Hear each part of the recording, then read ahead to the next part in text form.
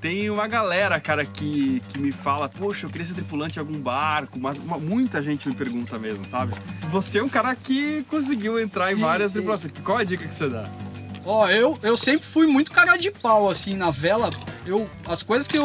As pessoas que eu conhecia, assim, e como eu entrei, foi muito na cara de pau, assim. Eu queria fazer aquilo lá e eu fui atrás. Aí, em Marina, conhecer a galera é uma boa. Em cidades como Paraty, Ubatuba, Rio de Janeiro, locais que tenham marinas com veleiros. Normalmente a galera é acessível, assim.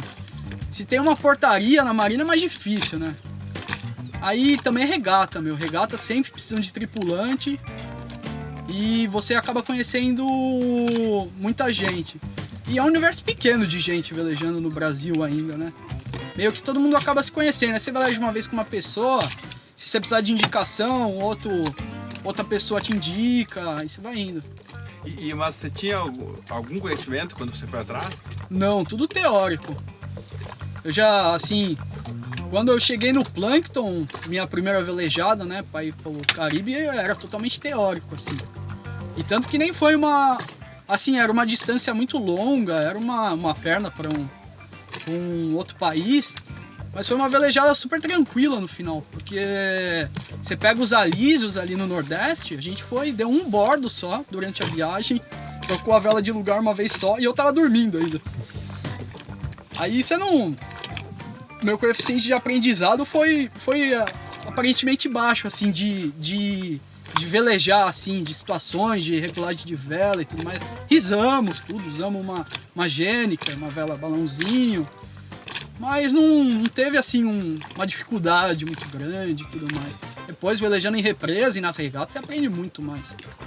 Quando você vai atrás da galera da BVC, de instituições náuticas, não é difícil conseguir começar.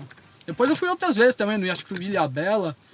Fui de bicão de novo, a segunda vez. Falei que eu ia correr num barco lá que eu tinha ido antes. Falei na secretaria, eu sou tripulante lá do For Sale. Aí, não, pode entrar então. Aí entrei lá e consegui outro barco. Aí corri no Orson dessa vez.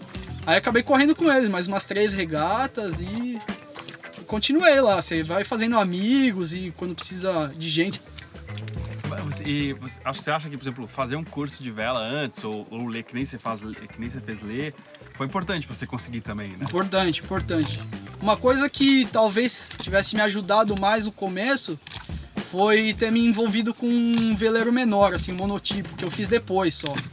Que eu aluguei um laser na Guarapiranga em 2013, 2014, que também é um aprendizado super 10. O laser é um barco super técnico e não perdoa erros.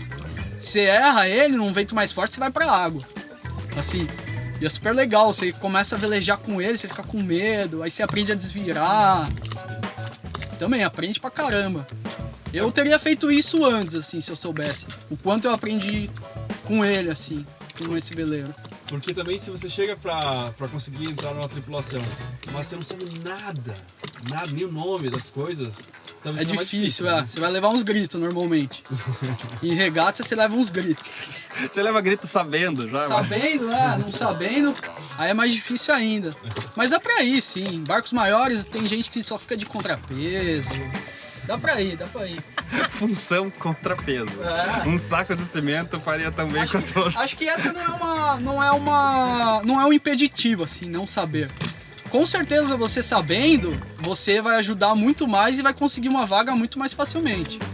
Porque eles perguntam, o que você gostaria de fazer? Você faz proa? Você faz mestra? Faz escota? Aí você faço, se você me ensinar eu faço tudo.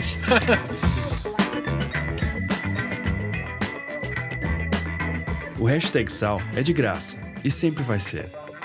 Mas se você puder deixar um cafezinho para nós, vai ajudar muito a continuarmos com o programa. É só entrar no nosso site do Apoia-se.